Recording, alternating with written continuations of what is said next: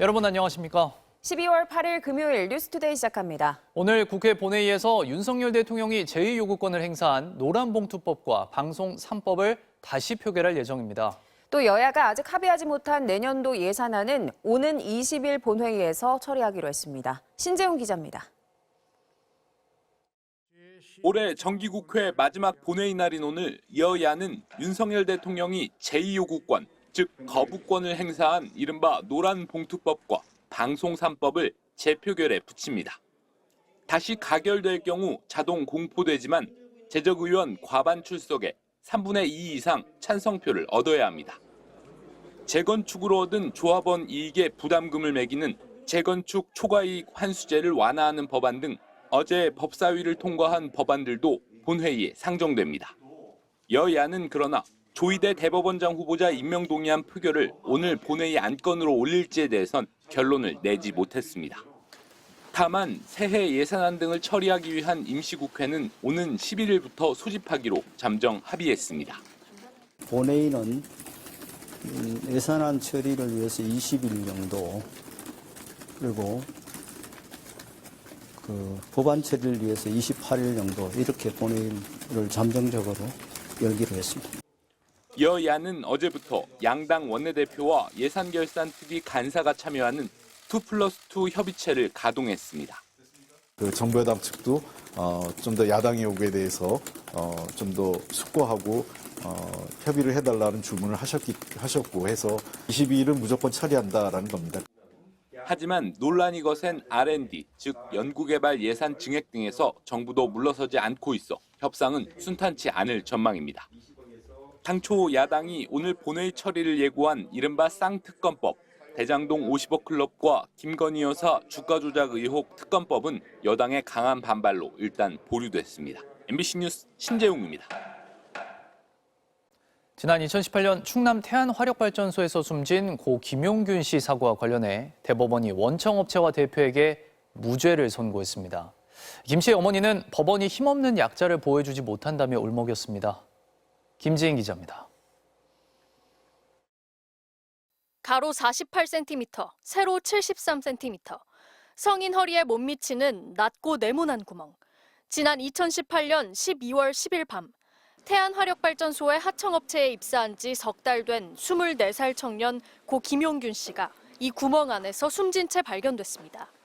몸을 구겨넣고 휴대전화 불빛에 의지해 석탄을 나르는 컨베이어 벨트를 점검하다 몸이 말려 들어갔습니다.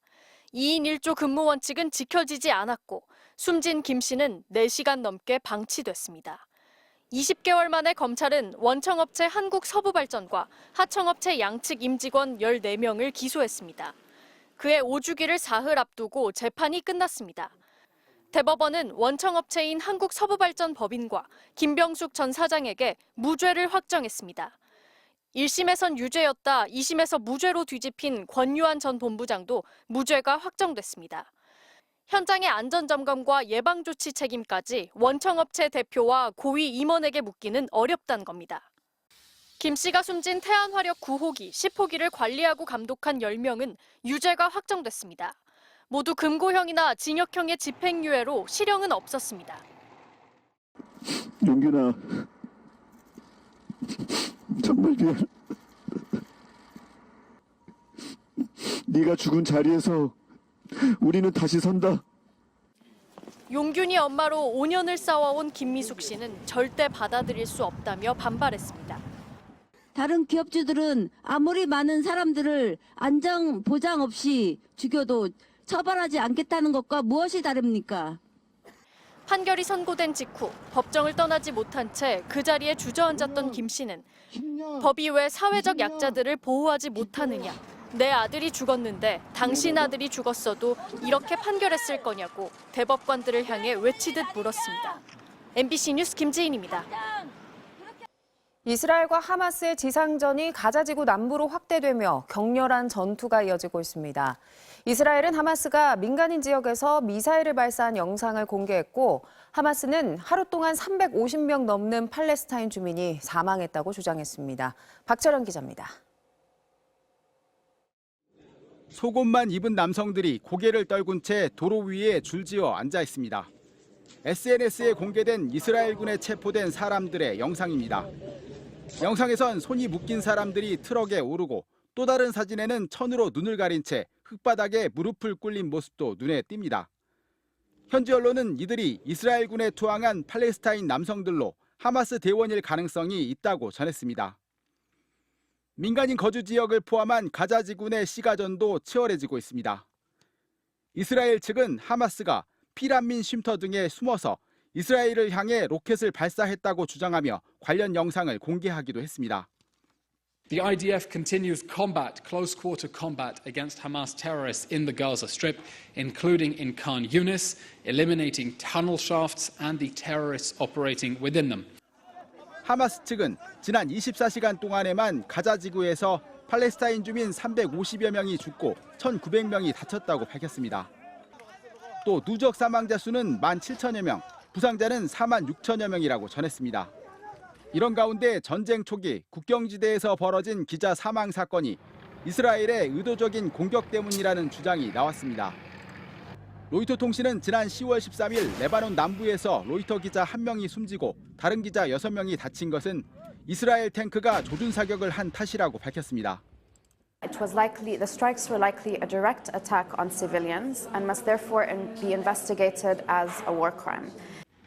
다만 이스라엘 측은 자국민이 민간인을 겨냥해 사격을 하지 않는다며 의혹을 부인했습니다. MBC 뉴스 박철현입니다. 전남 지역에서 고병원성 조류 인플루엔자 AI가 잇따라 확진된 데 이어 전북에서도 확진 사례가 나왔습니다. 올겨울 들어 발생한 고병원성 AI가 4건으로 늘면서 확산 우려가 커지고 있습니다. 김진성 기자입니다.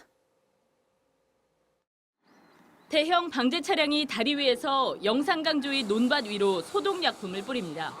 20여 킬로미터 떨어진 무안의 오리 농장에서 고병원성 AI가 확진되면서 영암, 한평 등 주변 지역도 AI 고위험 지역이 된 겁니다. 무안 농장에서 키우던 오리 16,000여 마리가 살처분됐지만 반경 10km 내 농장 47곳에서 256만 마리 닭과 오리를 키우고 있어 확산 우려가 커지고 있습니다. 이 하천을 주변으로 해서 철새들이 이렇게 많이 왔다 갔다 하고 이렇게 분비물을 이렇게 또 많이 배설을 한다고 하더라고요. 그래서 그것들 때문에 이제 AI가 발생하는 요인이 된다고 하니까. 지난 4일 고흥 오리 농장에서 올겨울 첫 조류 인플루엔자가 발생한 이후 이틀 만에 확진 사례가 나온 데 이어 전북 익산의 닭 사육 농장에서도 확진이 잇따랐습니다. 정부는 방역에 취약한 전국 오리 농장 430여 곳을 대상으로 정밀 검사를 진행하고 있습니다. 외부 차량이라든가 그런 거 신경을 많이 쓰죠. 축사 안에 들어가는 그런 거는 신발부터 시작해서 의복 그런 게 다 분리해서 입어해요. 지난해 겨울 고병원성 AI 발생으로 살처분된 닭과 오리는 660여만 마리. 전남도는 올겨울 철새 157만 마리가 우리나라를 찾아올 것으로 예상하고 철새 도래지와 하천 주변 도로, 농장 진입로를 매일 2번 이상 소독하기로 했습니다. MBC 뉴스 김진성입니다.